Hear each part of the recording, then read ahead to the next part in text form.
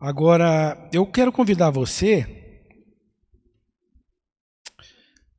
que também está em casa, nos acompanhando, para você abrir a sua Bíblia no livro de Provérbios, tá? Nós já vamos ler Hebreus, mas eu quero ler um pouquinho aqui de Provérbios. Deixa eu só pôr o meu óculos aqui.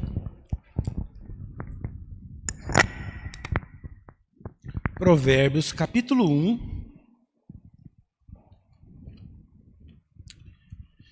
E vamos ver aqui apenas alguns versículos de Provérbios para você pegar esse tema que nós vamos falar hoje. Hoje nós vamos falar sobre uma vida disciplinada. Nós já vamos explicar um pouquinho melhor o que significa isso, né? Quando nós falamos de disciplina, nós não estamos falando aqui de matéria. A disciplina de física, de português, não é isso que nós estamos falando, tá? A gente usa isso, né, como referência também no meio acadêmico, mas nós não estamos falando disso, nós estamos falando de um outro tipo de disciplina. Olha só, Provérbios capítulo 1, versículo 1 a 3. Estes são os provérbios de Salomão, filho de Davi, rei de Israel. Sua finalidade é ensinar sabedoria e disciplina às pessoas e ajudá-las a compreender as instruções dos sábios. Sua finalidade é ensinar-lhes uma vida disciplinada e bem-sucedida e ajudá-las a fazer o que é certo, justo e imparcial. Agora o versículo 7. O temor do Senhor é o princípio do conhecimento ou da sabedoria, mas os tolos desprezam a sabedoria e a disciplina. A versão que eu estou lendo aqui é a nova versão transformadora, é uma versão um pouquinho mais, vamos dizer assim, atualizada. Então, alguns aí estão com a versão atualizada, ou a versão corrigida, ou a NVI está um pouquinho diferente, tá? Mas eu gosto muito dessa tradução. Eu tenho feito a minha leitura bíblica, minha meditação, minha leitura anual nessa versão aqui. E tenho gostado muito, tá? Mas você veja aqui que a finalidade que o escritor, né, de Provérbios, Salomão, que estava escrevendo inclusive para o seu filho, provavelmente, ele fala que ele queria trazer essa disciplina, esse conhecimento para o seu filho, mostrar que isso era importante. E agora você vai então para Hebreus, capítulo 12, tá? Que é o nosso texto principal aqui, que nós vamos abordar, e ele vai falar bastante sobre essa questão da disciplina. Hebreus capítulo 12, vamos ler o versículo 5, a partir do versículo 5.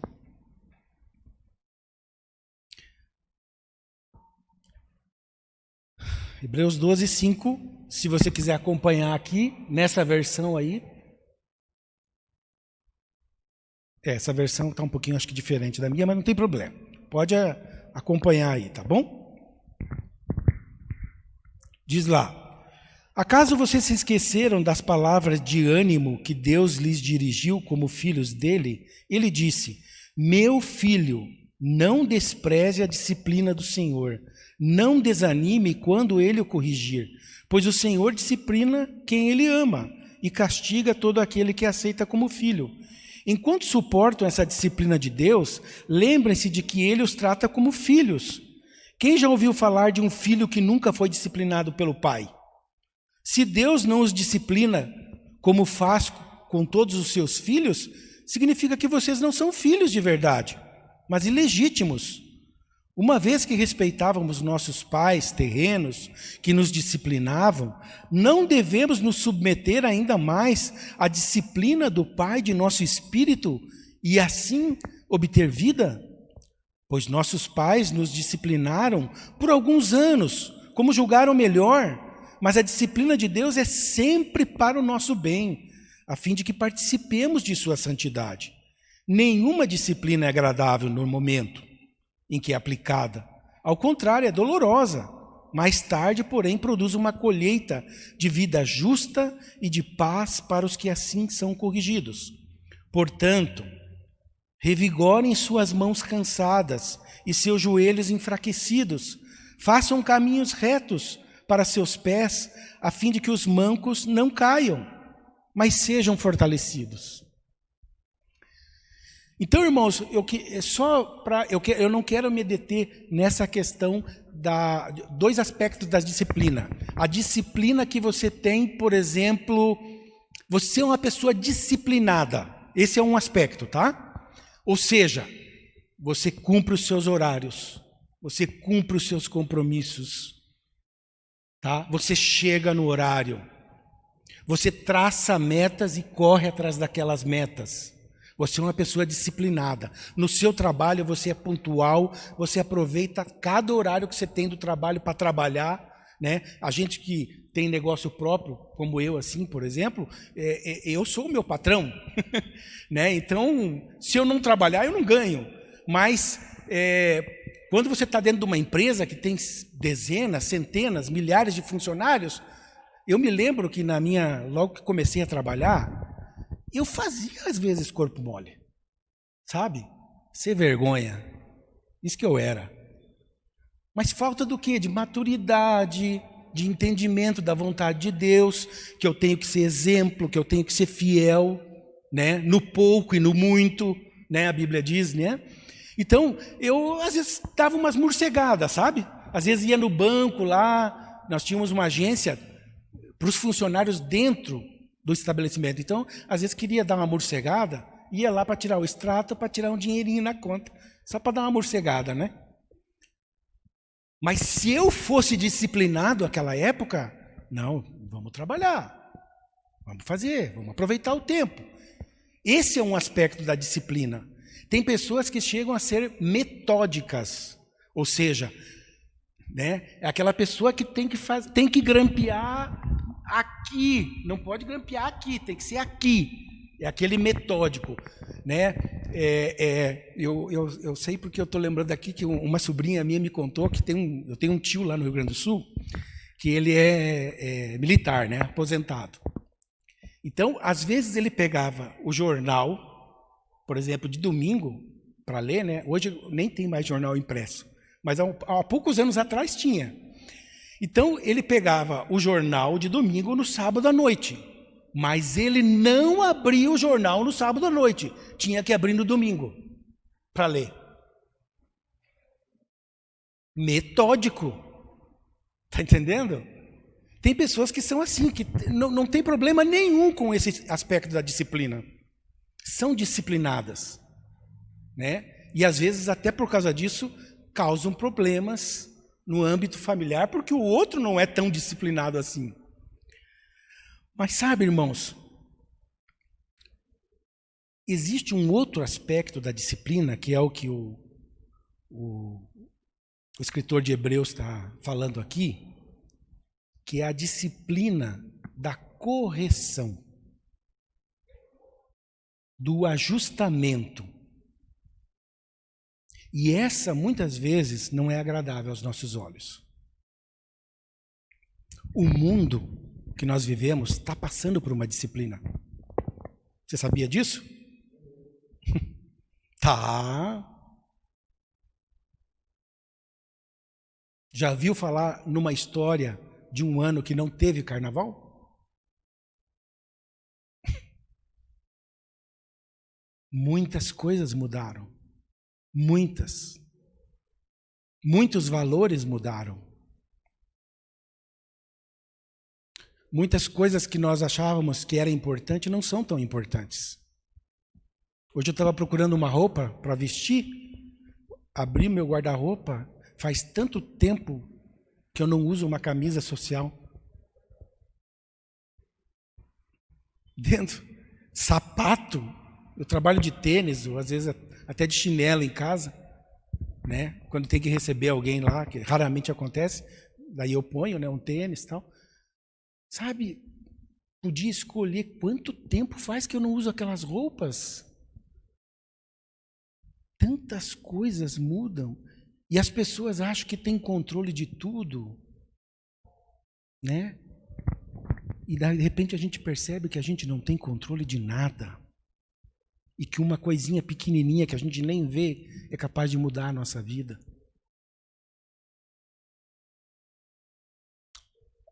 Mas ainda não se engane, porque o mundo,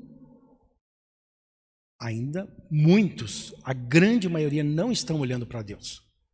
Não estão ainda olhando para Deus. Assim como na época do dilúvio, também estavam debochando de Noé, né? Que ia ter o dilúvio. Muitas pessoas estão debochando. Ah, não tem nada a ver, Deus não se importa, Deus não existe. Tem pessoas que não estão nem aí com Deus. Mas o mundo está passando por uma disciplina, por uma correção, por um puxão de orelha de Deus. Deus está no controle de tudo, tudo isso que está acontecendo. Tudo. Não se preocupe. Deus não esqueceu de você. Deus não esqueceu de mim. Nunca vai esquecer. Nunca. Porque Ele é o nosso Criador. E se você é um filho de Deus, já entregou sua vida para Ele, né? Sabe que você é um pecador e precisa da misericórdia de Deus, você é mais precioso ainda. Mais precioso ainda. Porque você reconheceu o que Ele fez por você. Então, sobre esse aspecto, eu gostaria de chamar a sua atenção aqui para algumas coisas. Tá? O que você precisa entender quando você passa pela disciplina de Deus?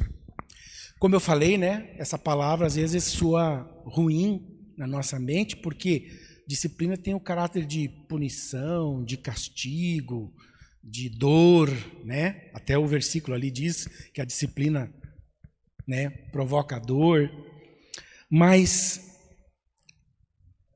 presta atenção nisso que eu vou te dizer. Isso aqui está na Bíblia, não é uma frase minha. Se Deus te disciplina e me disciplina, é porque Ele te ama, é porque Ele me ama, é porque Ele quer o bem para nós, tá? Deus disciplina os seus filhos. Diz ali o versículo 5 que nós lemos, né? Até na minha versão aqui ela diz, né? Acaso vocês se esqueceram das palavras de ânimo que Deus lhes dirigiu? Meu filho, não despreze a disciplina do Senhor, não desanime quando Ele o corrigir, pois o Senhor disciplina quem Ele ama e castiga todo aquele que aceita como filho. Tá? Até o versículo 8 também ele diz: se Deus não os disciplina como faz com todos os seus filhos, significa que vocês não são filhos de verdade, mas ilegítimos. Querido, você é um filho de Deus e Ele vai fazer isso porque Ele quer o melhor para você. Eu muitas vezes, inúmeras vezes, Deus me disciplina, me corrige, mostra os meus erros, e às vezes fala: Volney, você pisou na bola de novo. De novo. Pois é, Senhor. Às vezes a gente fica até com vergonha de falar com Deus, né?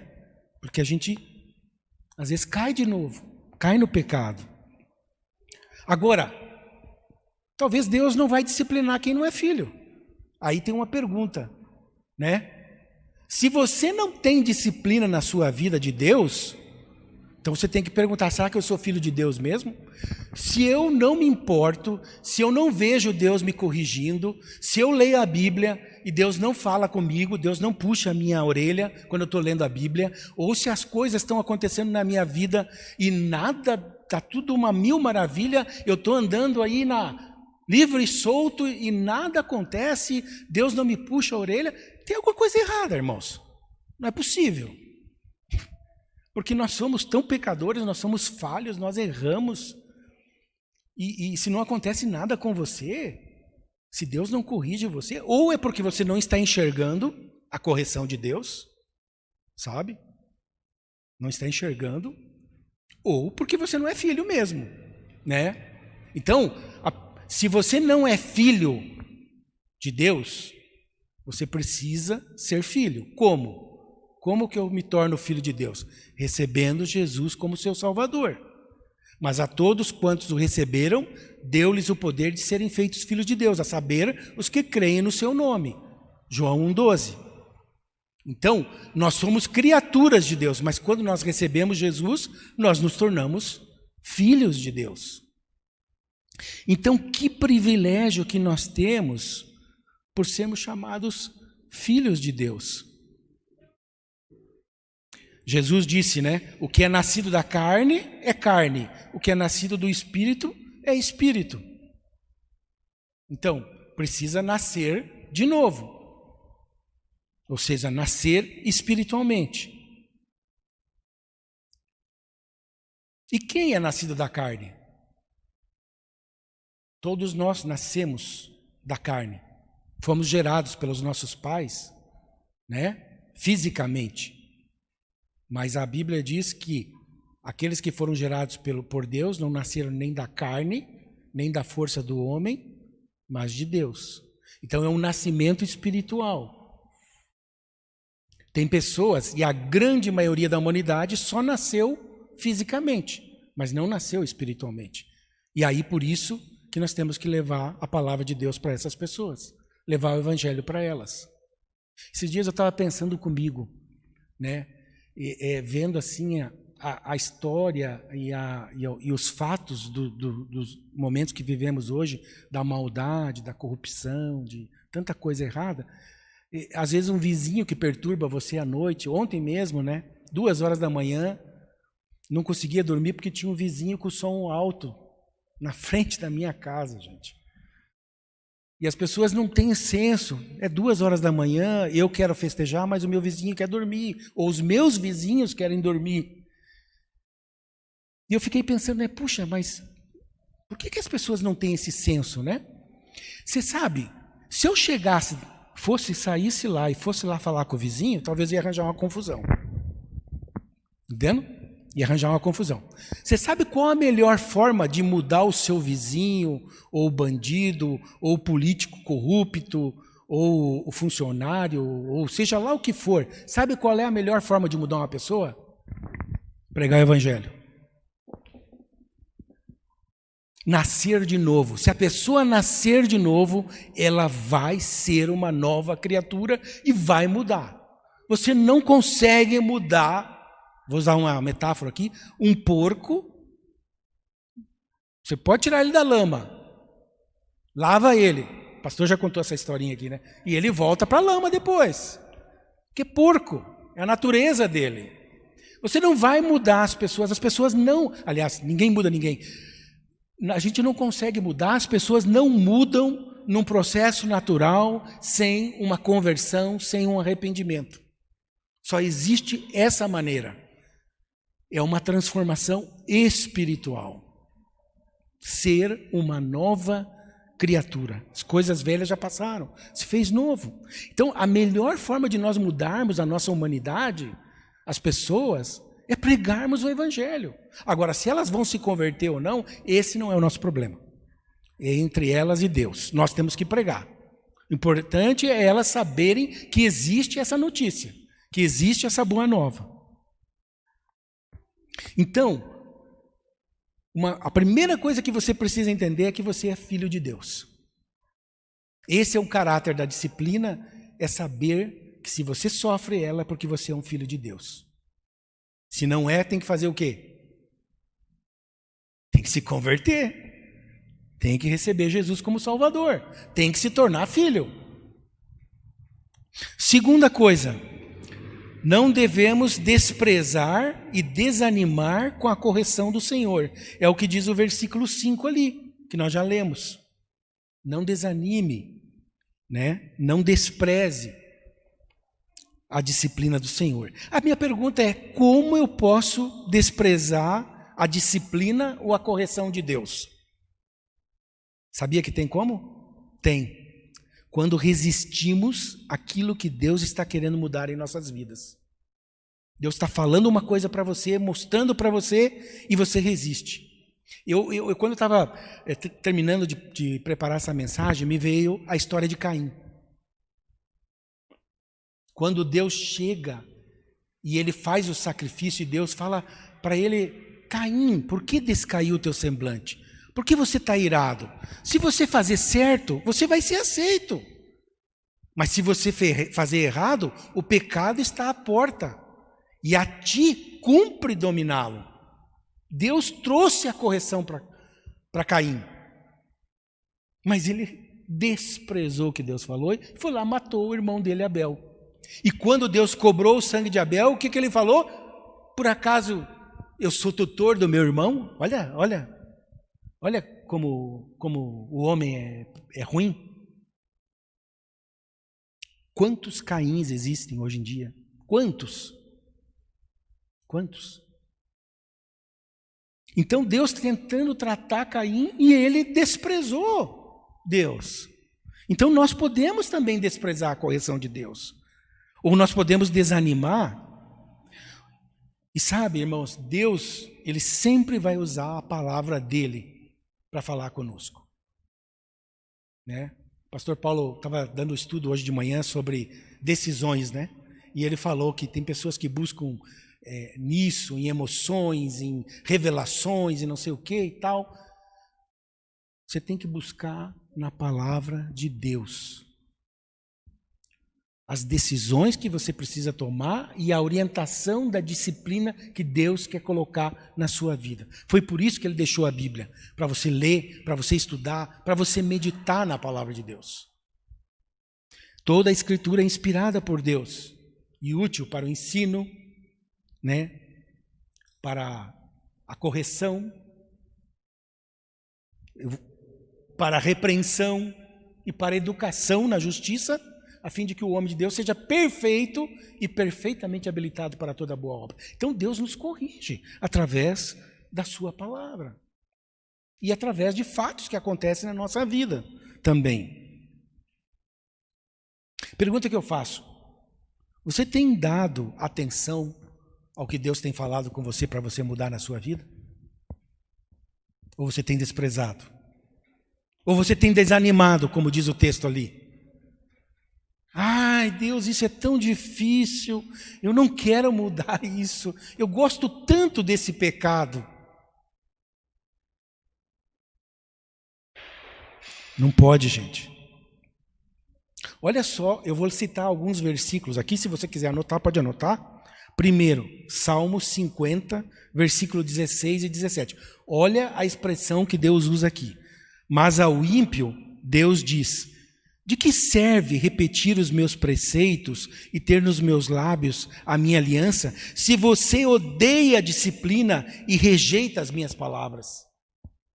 Tem gente que conhece a Bíblia, tem cristão que conhece a Bíblia, que conhece a vontade de Deus, mas faz o quê? Como ele diz aqui, odeia a disciplina e rejeita as palavras de Deus. Não serve nada a conhecer, se você não pratica, se você não aplica. Olha esse versículo. Esse aqui é aquele versículo assim, que a comparação que Deus usa é bem forte. Não sejam como o cavalo ou a mula, que não têm entendimento e precisam de freios e rédeas para ser controlados. Salmo 32, 9. Você já imaginou? Davi, quando escreveu esse salmo, e ele estava aplicando para a vida dele também, porque ele era pecador, ele faz essa comparação. Você já andou de cavalo? Já viu um cavalo? Com certeza já viu, né? O cavalo, ele é controlado pelo freio, é um instrumento que você coloca na boca dele aqui, né? Um ferro, e você prende ali e puxa com a rédea. Cada vez que você quer dominar ele, para a direita, para a esquerda, você usa aquele freio. E daí você segura o cavalo. Será que Deus precisa colocar cabresto na minha vida para me dominar? Para me controlar? Ou seja, tem que ser tudo sofrido, tem que ser tudo na base da força de Deus, para ele me dominar, para ele me controlar, porque senão eu sou um cavalo indomável, um cavalo chucro. Irmãos, não sou eu que estou usando essa expressão, é a Bíblia, tá? É o que está escrito aqui na Bíblia, tá? Não é que Deus está chamando você de cavalo, ou de mula, ou eu de cavalo, mas tem gente, o exemplo de Caim era um cara que só podia ser dominado com freio, senão ele só fazia besteira, ele só fez besteira. E a Bíblia não fez nem questão de registrar o fim de Caim, o final da história dele, que nem interessa o fim que ele teve.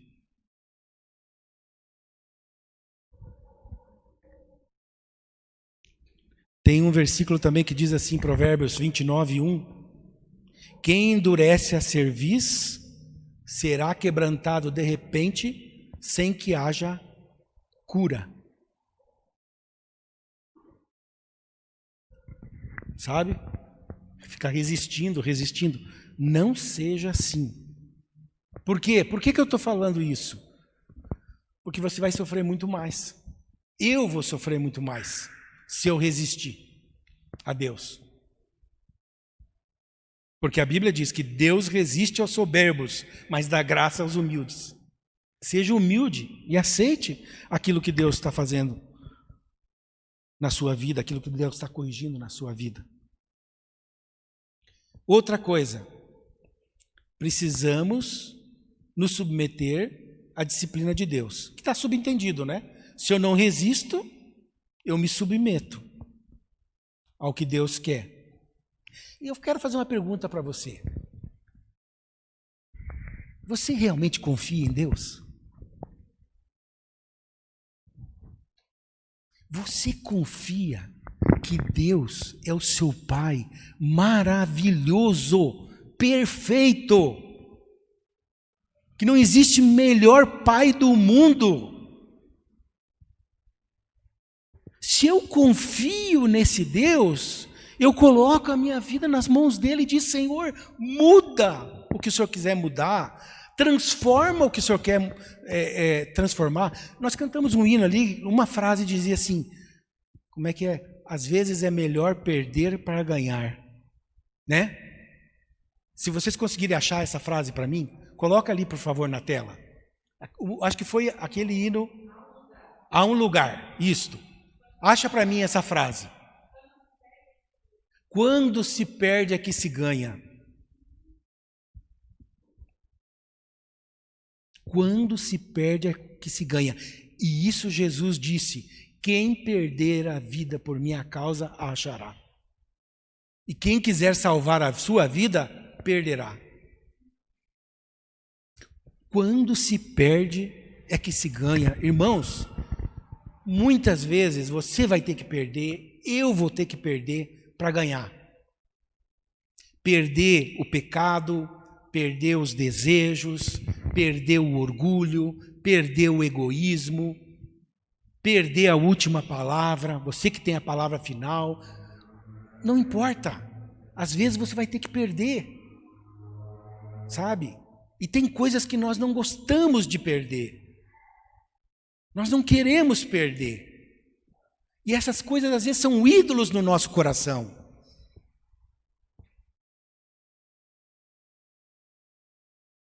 Sabe? E quando eu penso isso, já me vem a história de Abraão oferecendo Isaac.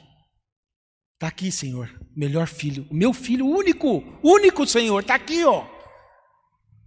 Abraão, você me ama, então você oferece ele, você entrega ele para mim, está aqui, Senhor. Agora eu sei, Abraão, que você me ama, que você entregou o que é mais importante na sua vida. Perder para ganhar.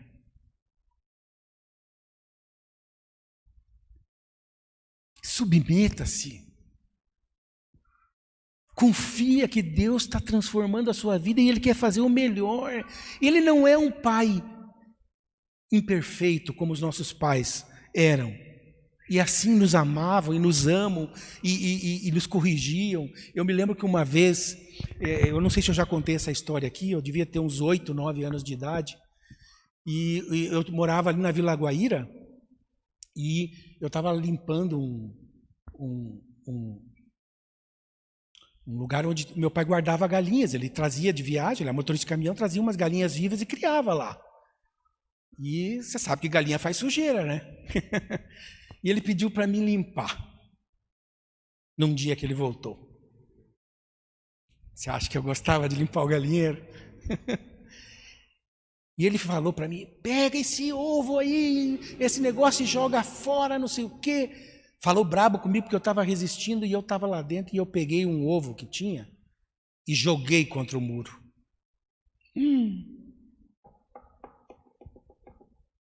Mas o meu pai me deu uma coça. Eu nunca esqueci isso. O que eu apanhei.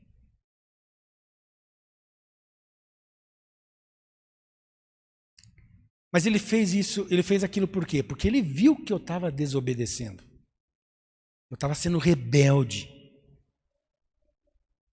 E que talvez se eu fizesse aquilo contra ele, eu ia fazer contra um policial, eu ia fazer contra um médico, eu ia fazer contra uma autoridade, eu ia fazer contra Deus. Mas meu pai não era perfeito. E ele me corrigiu de uma forma muito severa. Talvez não deveria ter batido como bateu. Mas naquela época não era crime. Hoje é crime. Hoje, se você espancar o seu filho, é crime. E eu não estou dizendo para ninguém espancar filho aqui. Mas eu estou dizendo que você tem que corrigir o seu filho, sim. Sim.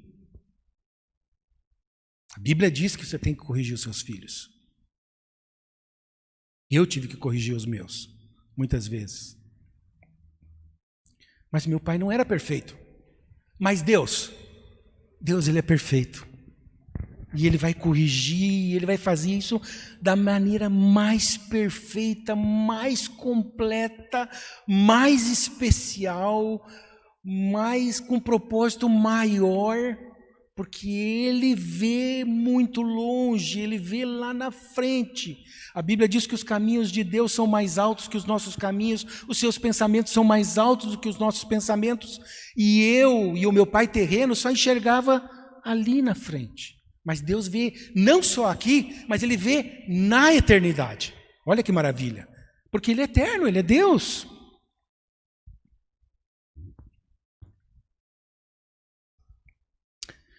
Pastor, já acabou meu horário, né? Já? Já? Então eu vou para o último ponto aqui. Que é o mais importante não, mas é o desfecho da história. A disciplina de Deus visa o nosso bem. Olha lá o versículo 10 e 11. Só para você ver de novo. Pois nossos pais nos disciplinaram por alguns anos como julgaram melhor. Mas a disciplina de Deus é sempre para o nosso bem, a fim de sermos participantes da sua santidade. Nenhuma disciplina é agradável no momento que é aplicada. Ao contrário, é dolorosa. Mais tarde, porém, produz uma colheita de vida justa e de paz para os que assim são corrigidos. Qual que é o propósito? Santidade, justiça, retidão.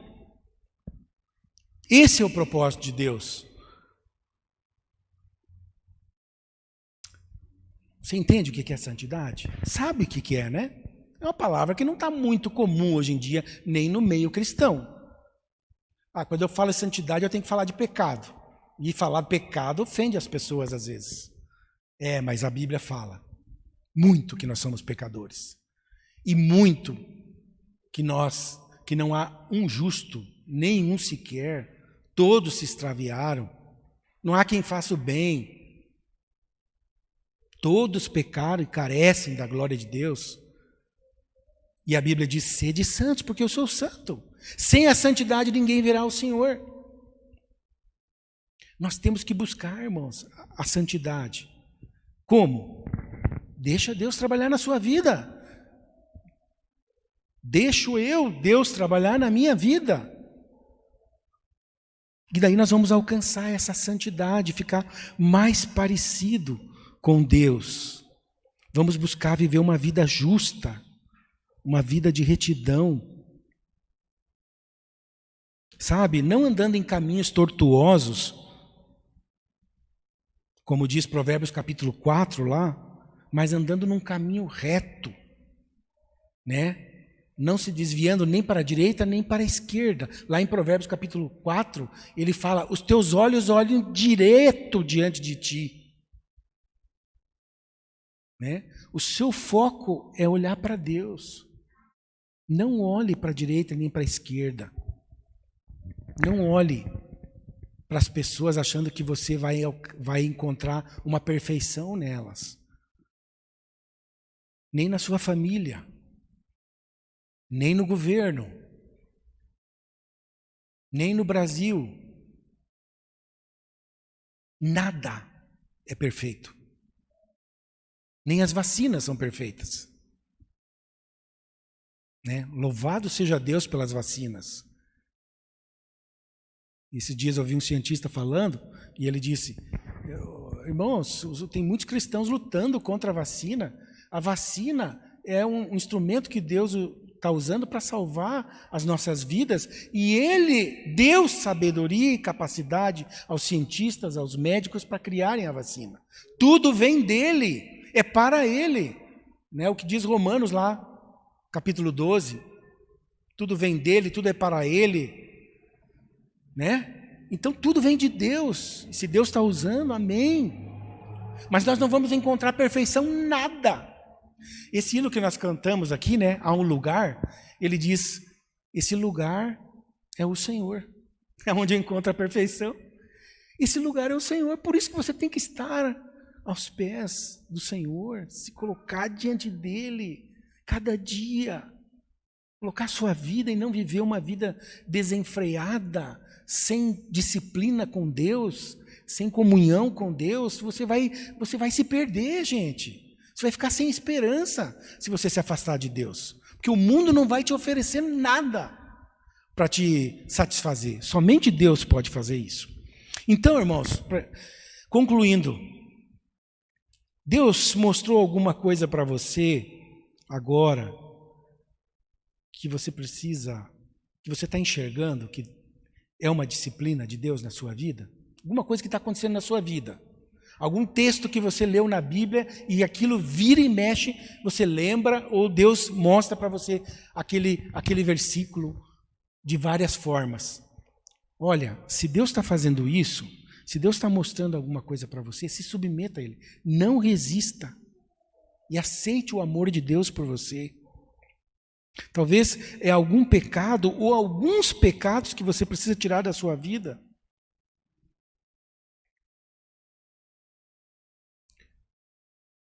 Você não precisa, eu não preciso que Deus coloque freio em mim para me impedir de que eu me autodestrua. Você sabia que se eu me entregar a mim mesmo, a minha carne, a minha natureza pecaminosa, e você também sabia que nós nos destruímos? O salário do pecado é a morte. Mas o Espírito traz vida. Então, se submeta. Ore a Deus agora. Fala com Deus agora. Agora eu vou convidar você para orar junto comigo. E fale com Deus. Talvez você está cansado. Como diz aqui o versículo 12. Portanto, revigorem suas mãos cansadas e seus joelhos enfraquecidos. Você não tem mais força. Talvez você está tendo dificuldade até para andar, porque está um peso sobre você por causa do pecado. Então, larga tudo isso, coloca nas mãos de Deus, abandona o que precisa abandonar, e você vai ser fortalecido. Ele diz: façam caminhos retos para seus pés, a fim de que os mancos não caiam, mas sejam fortalecidos. Então, eu vou convidar você a ficar de pé, nós vamos orar juntos. Tá bom? Nós vamos entregar as nossas vidas aqui nas mãos do Senhor agora. Depois o pastor vai vir aqui, já vai nos dirigir também. Mas eu gostaria de convidar você a orar comigo, porque eu também estou nessa oração, junto com você. Estou junto com você. Deus tem mostrado algumas coisas para mim muito claras, que eu estava lutando contra Ele, desprezando, desanimando. E Ele falou: chega, Volney, chega. Até quando você vai lutar contra a minha vontade?